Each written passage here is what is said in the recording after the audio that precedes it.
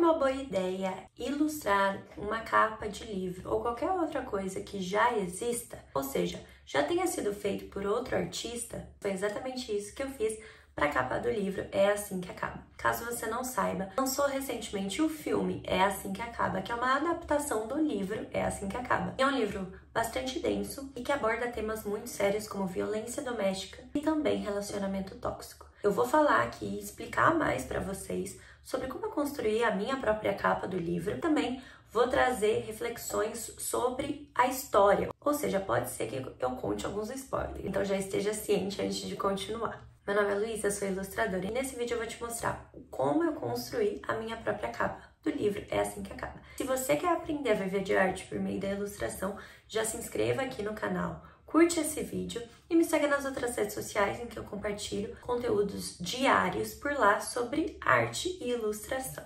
O meu arroba tá aqui na tela e é o mesmo para o TikTok e para o Instagram. A capa do livro, ela foi feita provavelmente por um design gráfico. Eu tô sem o livro presencial aqui, sem o livro físico, mas para você visualizar, vou deixar uma foto bem aqui. Como vocês podem ver, a flor da capa, ela é muito realista, parece realmente uma foto. Por isso eu acredito que não tenha sido feito uma ilustração, porque na ilustração, os trabalhos de ilustradores normalmente têm uma pegada não tão realista assim como essa capa. Por isso eu resolvi criar a minha própria.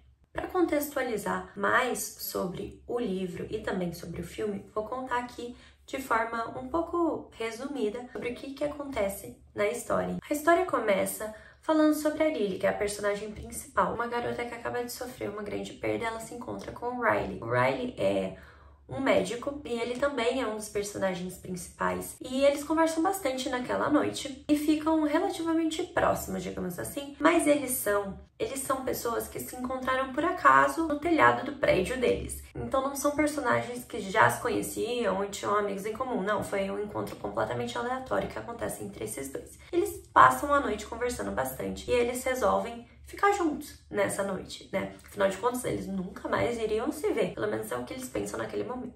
Eles acabam ficando e depois a vida que segue para cada um dos lados. E a Lily, ela se muda para Boston e resolve abrir e inaugurar a sua primeira floricultura, que era um dos grandes sonhos dela quando ela era mais nova. E quando ela tá inaugurando essa floricultura, uma menina entra na floricultura procurando por emprego, começa a conversar bastante com a Lily e se propõe a ajudar ela a trabalhar lá. E a Lily acha um pouco esquisito, mas aceita, e essa moça começa a trabalhar com ela. Até que um belo dia, o Riley chega nessa floricultura porque ele é irmão da menina que começou a trabalhar na floricultura da Lily. E por isso ele vai até lá para buscar a irmã. E aí a Lily petrifica, né? Ela fica pensando, meu Deus, qual a chance de eu rever esse cara, né? E eles começam a se aproximar. No que eles começam a se aproximar, eles começam a conversar mais, a irmã não faz nem ideia de onde eles se conhecem, e eles começam a se relacionar, começam a sair com mais frequência, até que chega um momento que eles começam a namorar. E assim, a Lily, antes disso, antes de engatar no relacionamento com o Riley, não tava dando nada pra isso. Então ela realmente não acreditava que era possível ter um relacionamento com aquele cara. Mesmo porque ele era médico. E ele sempre deixou muito claro, desde o princípio, pra Lily que ele não tava buscando um relacionamento. Ele não servia pra namorar. Então ela tava com zero expectativa, mas acaba rolando, eles começam a se relacionar. E a Lily se aproxima cada vez mais da irmã dele, né? No caso agora a cunhada dela, que continua trabalhando na floricultura. Só que, num desses acontecimentos, o que acaba acontecendo é que a Lily reencontra durante um jantar o Atlas, que é um menino que ela se relacionou quando eles eram crianças. Ela meio que resgatou o Atlas, porque o Atlas estava passando por muita dificuldade. Ele não tinha pais presentes, então ele estava morando numa casa abandonada do lado da Lily. E a Lily fica com dó, porque eles estudavam na mesma escola, e resgata o Atlas. E começa a dar comida para ele, começa a disponibilizar o banheiro dela para que ele tomasse banho, a cama no quarto dela para que ele pudesse dormir. Então eles acabam criando meio que um relacionamento, mas muito mais adolescente, sabe?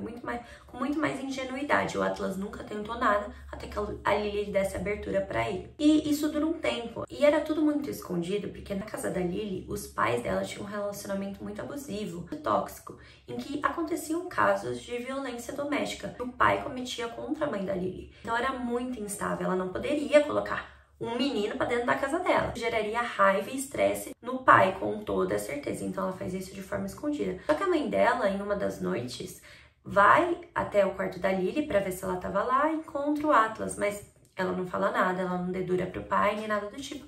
Então, vida que segue. Só que depois desse episódio, o Atlas fica um pouco preocupado e mente pra Lily, dizendo que ele ia pra Boston ficar na casa de um tio dele. É tudo mentira, porque ele vai ficar na casa de tio nenhum. Mas ele se muda de fato pra Boston. E ele nunca mais vê a Lily, perde o contato completamente. E a Lily cultiva um diário pra desabafar tudo sobre o Atlas, desde a época que eles se conheceram. Só que quando o Atlas vai embora, ela decide que ela vai parar de escrever naquele diário, até porque não faz mais sentido no ponto de vista dela continuar contando, né, sobre o Atlas, sendo que ele não tá lá mais presente. Bom, enfim, o tempo passa e aí a gente volta para a realidade que ela tá vivendo agora, que é se relacionando com o Riley. E a Lily está morando em Boston naquele momento, devido a toda a bagagem que ela teve e tudo que ela escutou sobre Boston quando ela era mais jovem e se relacionava com o Atlas. Ele falava muito bem de Boston, que as coisas eram melhores por lá, e ela molda a vida dela para ir para Boston e abre essa floricultura por lá. Mas ela não vai para procurar o Atlas, ela simplesmente vai morar em Boston. E aí começa a se relacionar com o Riley, até que um belo dia eles vão jantar no restaurante do Atlas. Sim, porque o Atlas é um chefe de cozinha. Ninguém sabia que ele era o chefe de cozinha porque ele começa a atender as mesas. E aí, nesse momento, a Lily reconhece o Atlas e ela petrifica de novo. E o Riley percebe, não gosta muito, pergunta, a Lily desconversa. O Riley, ele tem alguns gatilhos. E o que acontece? O Riley agride a Lily. Só que é tão de forma sutil, digamos assim, não é algo que ele vai com tudo pra cima dela, ele vai comendo pelas beiradas, digamos assim, pra, enfim, concretizar o ato de violência doméstica. E ele já tinha feito isso uma primeira vez com a Lily, antes dele saber sobre o Atlas. Que foi um episódio em que eles estavam bêbados no apartamento da Lily, e ele abre o forno que estava cozinhando e pega a comida com a mão, sem luva, sem nenhuma proteção. E ele é médico, cirurgião, ele precisa das mãos. Só que como eles estavam bêbados, a Lily acha tudo muito engraçado, assim, ela acha engraçado o fato dele não ter se preocupado em pegar uma luva, sabe, para retirar a comida. E ela começa a rir. E ele fica muito revoltado e empurra ela com tudo. Ela fica meio desnorteada, bate a cabeça. E aí ele pede desculpa milhões de vezes, fala que não era a intenção dele. E ela meio que deixa passar. Ela não vê aquilo como uma agressão física. Ela vê aquilo como um simples acidente. E logo depois que ela reencontra o Atlas, isso se repete. Ele agride ela novamente. E ela já tá mais atenta, mas mesmo assim acaba perdoando o Riley. Porque ele fala com muito ciúmes, pede desculpa, fala que aquilo não vai acontecer novamente, etc e tal. E ela perdoa mais uma vez. Na terceira agressão, o que acontece é que ela começa a se aproximar mais do Atlas e ela aparece pra jantar lá. E ela tá com roxo, porque tinha sido agredida pelo Riley. E o Atlas fica possesso de raiva e vai pra cima do Riley. E aí surge outro problema. Mas ela fala, depois disso, conversa pro Riley. Até que chegamos na terceira agressão. Um belo dia, a Lily não tá no seu apartamento e ela tá morando já com o Riley. Eles já dão um passo a mais no relacionamento. E o Riley chega antes e começa a beber. Ele encontra o diário da Lily. E ele lê tudo, então ele leu todo o diário que ela cultivava na época que ela era mais jovem. Que ela falava do Atlas, porque afinal de contas o Atlas era a realidade dela. E ele fica muito bravo. E ele descobre que a Lily tem uma tatuagem aqui no pescoço em formato de coração, que é onde o Atlas beijava ela, quando eles eram mais jovens. Quando o Riley vê aquilo, ele fica muito revoltado. A Lily chega no apartamento, ela não sabe que o Riley leu todo o diário dela. Então ela chega como se nada tivesse acontecido, até porque na cabeça dela não aconteceu nada mesmo. E ele começa a beijar ela e apalpar ela no sentido romântico. Você acha que é romântico? Ali ele pensa que é algo romântico. Até que ele deu uma mordida bem aonde ela tem a tatuagem, que é onde o Atlas beijava ela. E aí que ela se toca, porque ela vê que ele leu, ele conta pra ela, e aí tem a terceira agressão, que ele empurra ela, ela perde a consciência, e quando ela acorda, é de novo aquilo de desculpa, nunca mais vai acontecer e não sei o quê. Só que em uma dessas agressões, antes a Lily descobre que tá grávida do Riley. E ela não quer mais continuar naquele relacionamento, porque ela viveu isso enquanto ela era criança, ela não quer que a filha dela cresça em um lar abusivo. Então ela resolve terminar com o Riley. E ele claramente não aceita, mas ele resolve ir levando do jeito que ela quer, na esperança de que quando a criança nascesse, ele conseguisse reestabelecer a relação amorosa com a Lily. A gestação vai se passando até que a criança nasce e ela pede definitivamente o divórcio, porque até então eles estavam separados, mas ainda casados. Ele fica completamente desconcertado, mas aceita, né? Afinal de contas, a Lily pergunta pra ele: se a sua filha tivesse se relacionando com um cara que batesse nela, o que você ia fazer? Aí o Riley responde: eu ia obrigar essa minha filha a terminar esse relacionamento. Ela falou: pois é, então é exatamente isso que eu estou fazendo. E termina com o Riley. E começa a se relacionar com o Atlas, né? E essa história com o Atlas continua no segundo livro. Bom, eu dei um resumo bem geral sobre a história e com certeza com alguns spoilers, mas tudo para vocês entenderem os elementos que eu coloquei na minha capa. Então a primeira agressão que acontece, eles estão na cozinha. E na cozinha ela tem um imã de Boston que quem deu para ela foi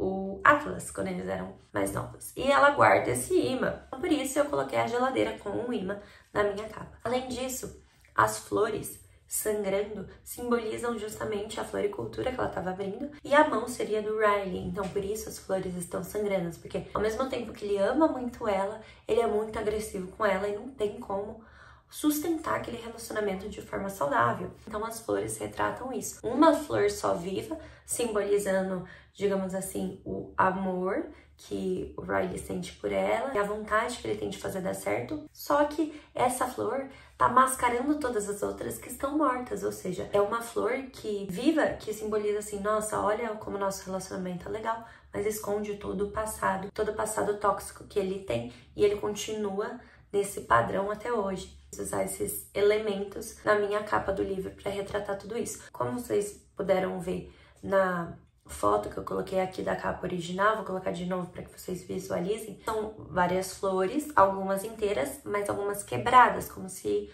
a flor tivesse levado um soco e dissipou e quebrou em vários pedacinhos a flor.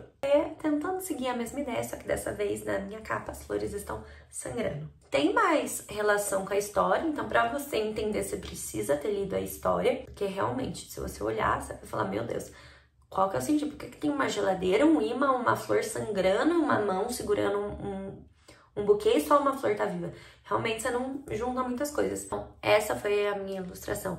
Eu mantive a paleta de cores que já é utilizada na capa original.